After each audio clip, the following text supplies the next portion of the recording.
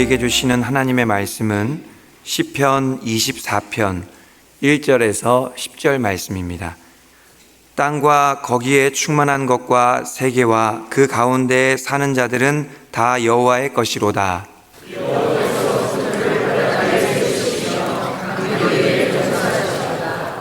여호와의 산에 오를 자가 누구며 그의 거룩한 곳에 설 자가 누구인가?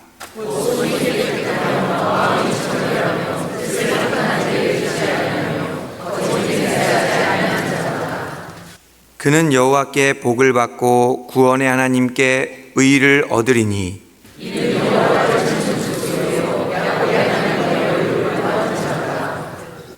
문들아 너희 머리를 들지어다. 영원한 문들아 들릴지어다. 영광의 왕이 들어가시리로다.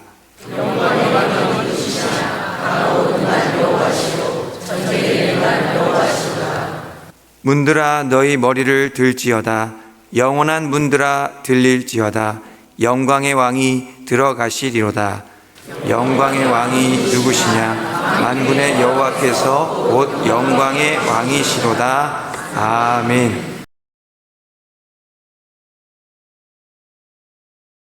오늘 시편을 보면 표제어가 다윗의 시라고 나옵니다. 그래서 표제어를 보면 이 시편이 어떻게 쓰였는지 그 배경에 대해서는 알 수가 없습니다. 하지만 학자들이 이 내용을 통해서 추측하기를 어떤 학자들은 아마도 어떤 왕이 전쟁에서 승리를 얻고 그 개선하는 모습을 그렸을 것이다 라고 주장하기도 합니다.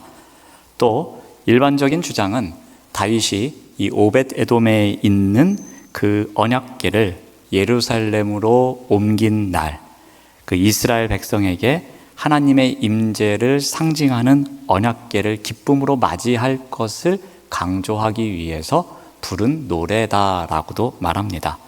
아무튼 오늘 시편은 찬양시에 해당됩니다. 자, 그렇다면 무엇을 찬양하고자 했던 것일까요? 그리고 이 찬양을 통해서 어떻게 살아가야 될 것을 결단하고 있는지 한번 그 부분을 오늘 살펴보고자 합니다. 먼저 시편 기자는 이 하나님의 창조주 되심을, 이 창조주 하나님을 찬양하고 있습니다. 우리 1절 말씀을 봅니다. 땅과 거기에 충만한 것과 세계와 그 가운데에 사는 자들은 다 여호와의 것이로다 라고 합니다.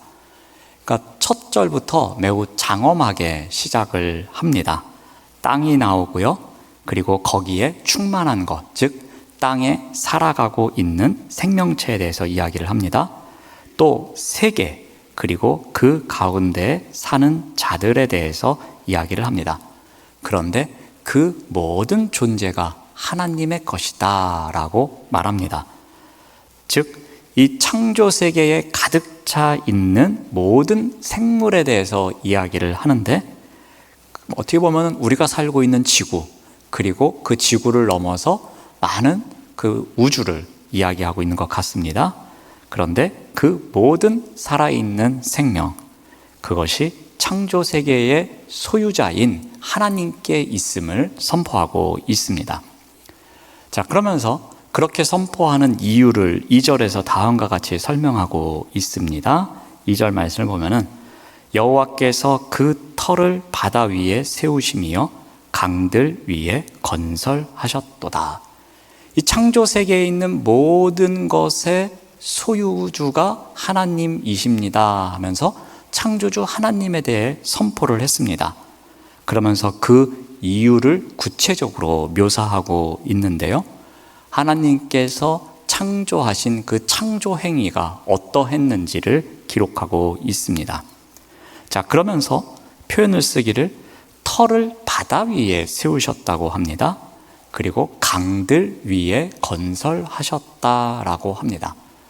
어떻게 보면은 참 멋진 표현인 것 같기도 한데 어떻게 보면은 조금 이해가 안 되는 부분이기도 합니다.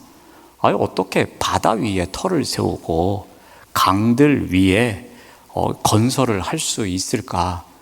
다리 정도 생각하면 모를까? 이게 조금 이해하기 힘든 그런 표현입니다. 그런데 이 하나님의 건축 행위를, 창조 행위를 나타내면서 이 건축의 모티프를 가져와서 설명을 합니다. 어떻게 설명하는가 하면은 이 바다와 이 강을 이야기하는데요.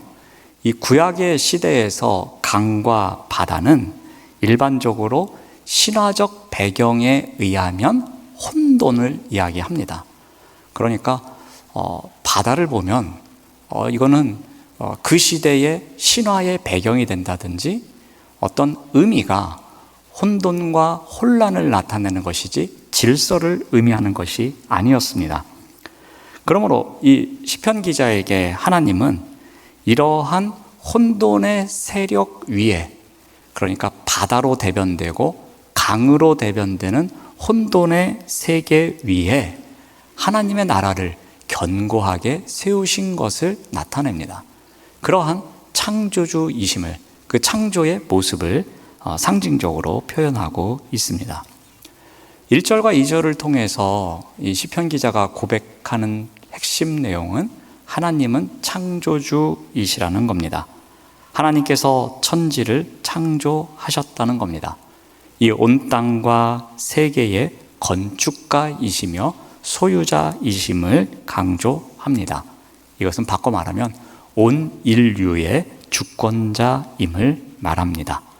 그러므로 이 하나님의 창조로부터 모든 역사가 시작되어 왔음을 이야기합니다. 자, 시편 기자는 오늘 시편의 고백을 통해서 먼저 창조주이신 하나님에 대한 믿음을 고백하고 있습니다. 자, 다음으로 또 하나 고백하는 내용은 우리 뒷부분부터 먼저 살펴볼 텐데요. 하나님은 영광의 왕이시라는 겁니다.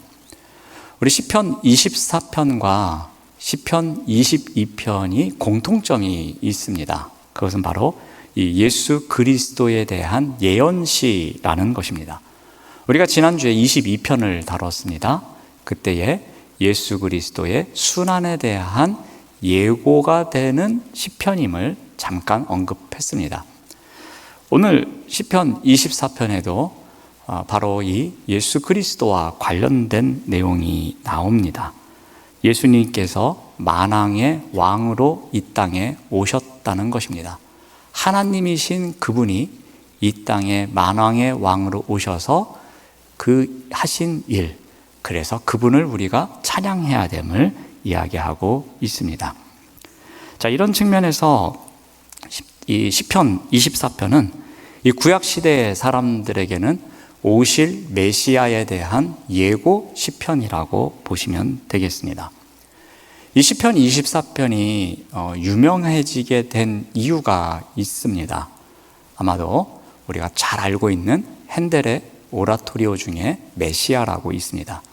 그 메시아의 2부가 예수님의 순환과 죽음과 부활을 다루는 이야기가 나옵니다. 그 중에 33번 곡이 있습니다. 그 33번 곡의 가사가 바로 이 시편 24편의 뒷부분을 사용해서 핸델이 작곡을 합니다.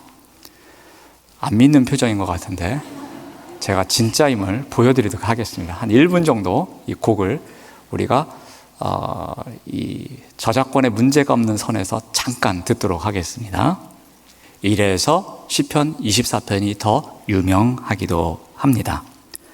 또한 기독교 역사에서 이 시편 24편을 예수님의 부활 후 승천하신 날에 낭독하기도 합니다.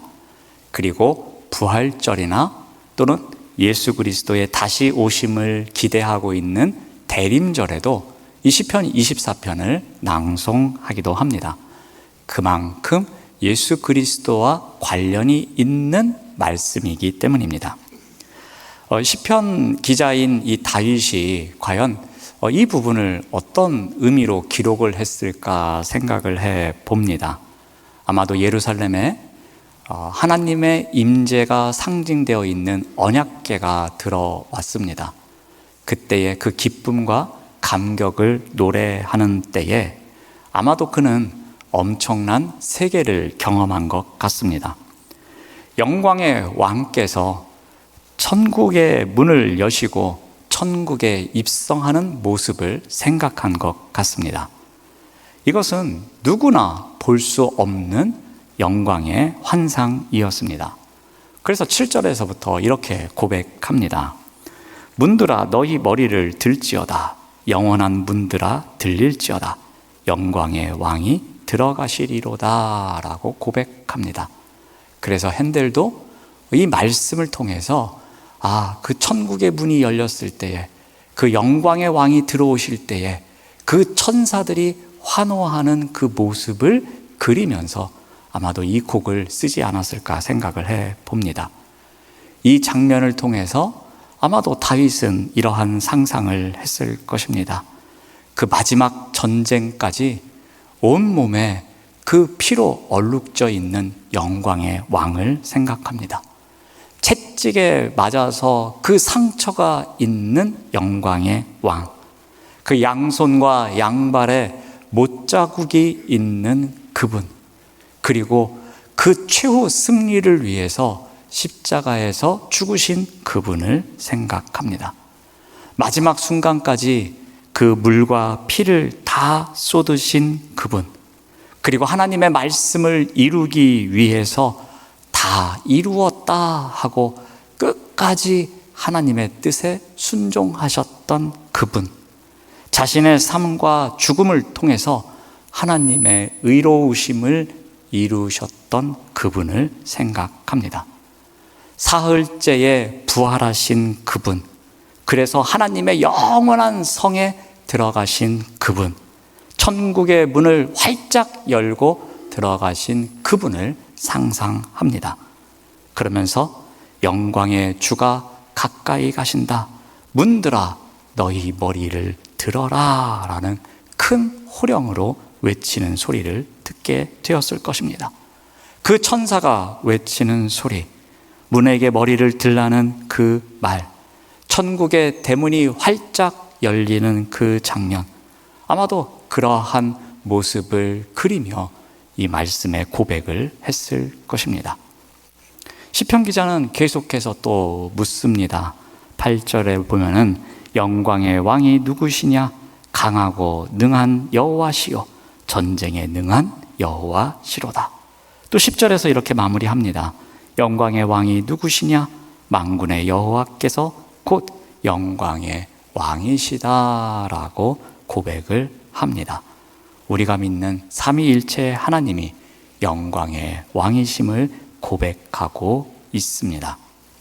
자, 시편 기자는 오늘 말씀에서 창조주이신 하나님, 그리고 영광 받으시기에 합당하신 그 영광의 왕이신 삼위일체 하나님을 찬양하고 있습니다. 시편 기자는 이러한 찬양을 하는 자, 그리고 이 찬양을 하는 자, 즉 예배자로 살아갈 자가 어떠한 자인지, 그 예배자로서의 자격을 갖고 있는 자가 어떠한 자인지를 다시 한번 우리에게 가르쳐 줍니다. 우리 3절 말씀으로 옵니다. 3절 말씀을 보면은 여호와의 산에 오를 자가 누구며 그의 거룩한 곳에 설 자가 누구냐라고 질문을 합니다. 여호와의 산은 예루살렘 성전이 세워져 있는 산입니다. 하나님이 계시는 성소를 상징하고 있습니다. 또한 이곳은 다양한 전통들에 의하면은 예루살렘 성, 즉 시온산을 말합니다. 시편 기자는 이곳에 오를 자가 누구인지 말합니다. 즉 예배자가 누구이냐고 질문합니다. 그러면서 다음과 같은 답변을 던집니다. 우리 4절 말씀을 봅니다. 곧 손이 깨끗하며 마음이 청결하며 뜻을 허탄한 데 두지 아니하며 거짓 맹세하지 아니하는 자로다 라고 합니다. 창조주 하나님, 영광의 왕이신 하나님을 찬양하며 예배할 자가 누구냐는 질문에 대해서 먼저 예배자는 손이 깨끗한 자라고 말합니다. 여러분, 손은 무엇을 상징합니까? 우리의 행동을 상징합니다. 우리가 하는 일, 그 일을 손이라고 상징적으로 말합니다. 그러므로 손이 깨끗한 자는 죄와 거리가 먼 자일 것입니다. 윤리적으로 도덕적으로 책임감 있는 삶을 살아내는 자, 그러한 자가 예배자라고 말합니다. 그러므로 예배자는 거룩한 하나님의 백성으로 세상에 속한 사람들과는 달리 깨끗한 손을 지닌 자여야 합니다. 혹 죄의 자리에 있더라도 회개함으로 손을 깨끗하게 하는 용기가 있는 자여야 할 것입니다. 바로 이 손이 깨끗하여라는 정체성을 통해서 행함이 어떠해야 하는지를 가르쳐 줍니다. 그러한 자가 예배자로 살아갈 수 있음을 말합니다. 또한 예배자는 마음이 청결하여 뜻을 허탄한 곳에 두지 않는 자라고 합니다. 사람의 언행은 결국 그 마음의 표현이기도 합니다. 우리가 마음에 갖고 있는 그 상황에 따라서 우리 입을 통해서 나오는 표현이 달라지게 됩니다. 자, 예수님은 사람이 마음에 가득 쌓은 것을 입으로 낸다고도 말씀하셨습니다. 그러므로 이 마음의 청결이 매우 중요합니다. 우리 잠언 4장 23절에서도 이렇게 가르쳐 줍니다. 무릇 지킬 만한 것보다 더욱 내 마음을 지키라. 생명의 근원이 이에서 남이라 라고 합니다. 우리가 무엇보다도 지켜야 할 것, 마음이라고 합니다. 왜 그러냐면은 그 마음이 생명이 시작되는 곳이기 때문이라고 가르쳐 줍니다. 그러니까 그 마음이 너무나도 중요함을 알려줍니다. 그 마음이 청결해야 함을 알려줍니다.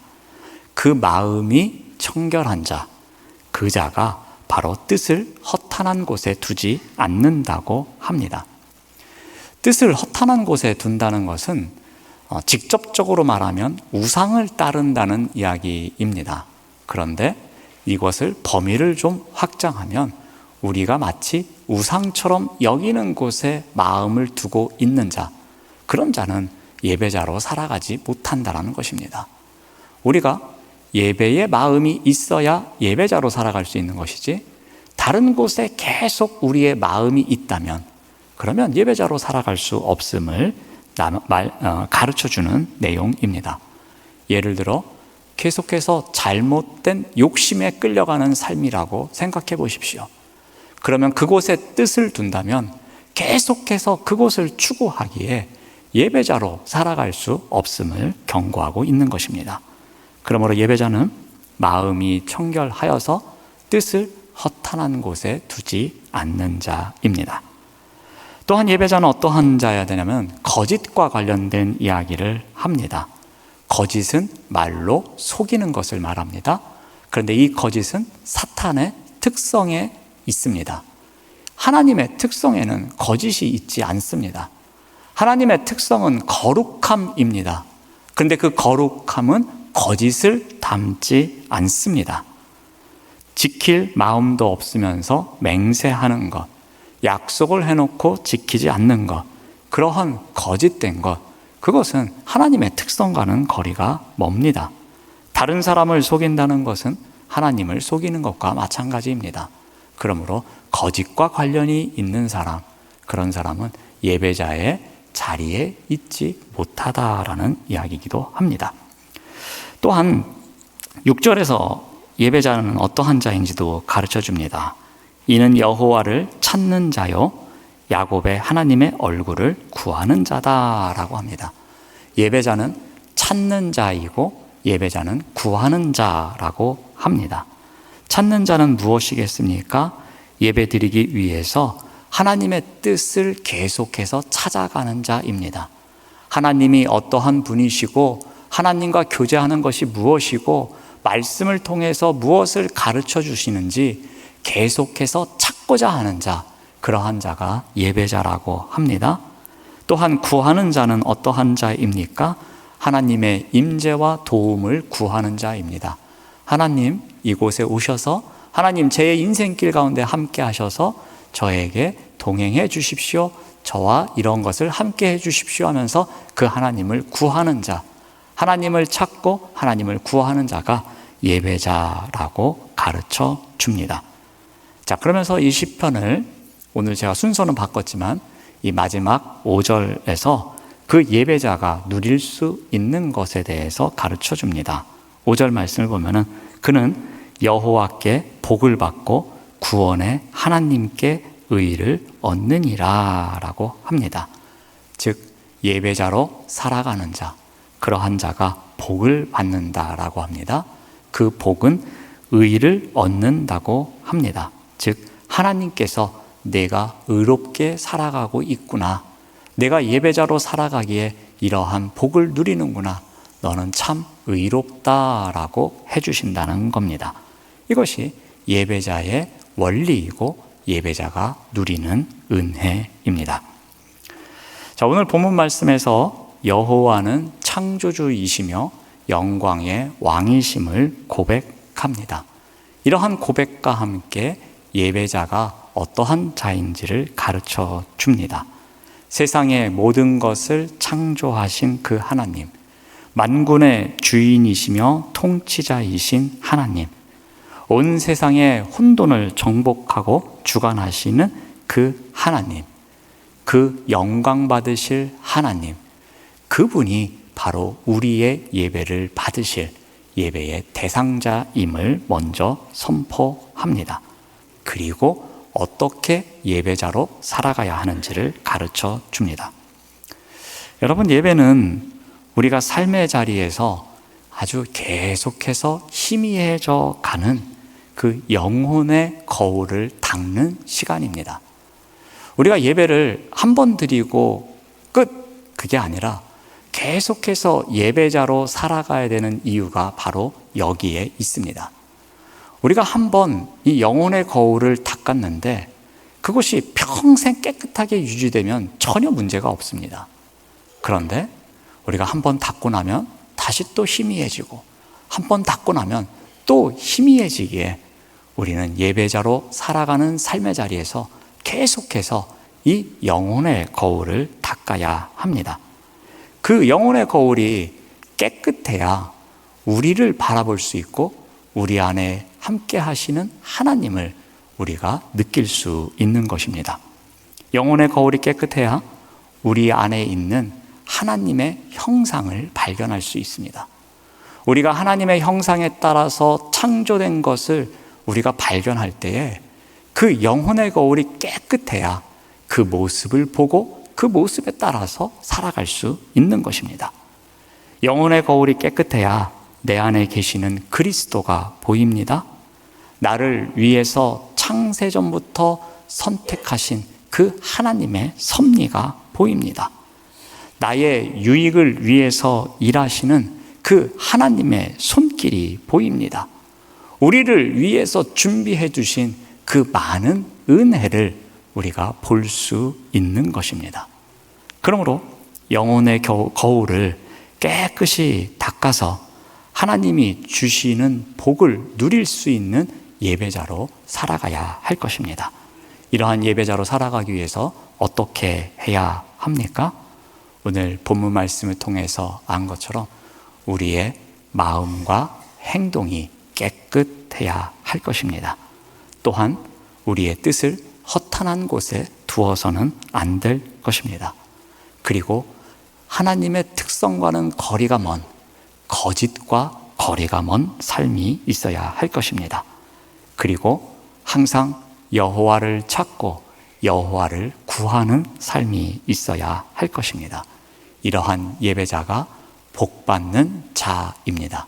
이러한 복을 받고 살아가시는 우리 모두가 되시기를 바랍니다. 기도하겠습니다. 하나님 감사합니다. 언제나 어디에서나 영혼의 거울을 깨끗이 닦아내는 예배자로 살아갈 수 있도록 인도하여 주시옵소서. 이를 위해 마음과 행동이 깨끗하게 하옵시고 뜻을 허탄한 곳에 두지 않게 하옵시며 여호와를 찾고 하나님의 얼굴을 구하며 살아가도록 인도하여 주시옵소서. 예수님의 이름으로 기도드립니다. 아멘.